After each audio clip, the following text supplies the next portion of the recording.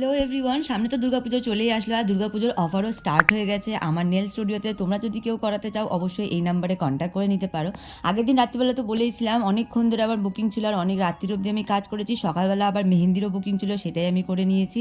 এখন যেহেতু আমি মেহেন্দি সেরকম পড়াই না, তাই সেরকম আমি মেহেন্দির ভিডিওও ছাড়ি না।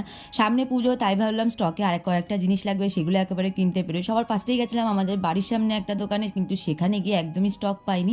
তাই যেটুকুনি পেয়েছি সেটুকুনি নিয়েই বাড়িতে চলে এসেছি। বাড়িতে এসে ফ্রেশ হয়ে খাওয়া দাওয়া কমপ্লিট করে আমি আবার বেরিয়ে গেছি বড় বাজারের উদ্দেশ্যে, কারণ আজকে রাত্রিরে আমার বুকিং আছে আর কালকেও আছে। তো আমার এখন সমস্ত জিনিসই লাগবে।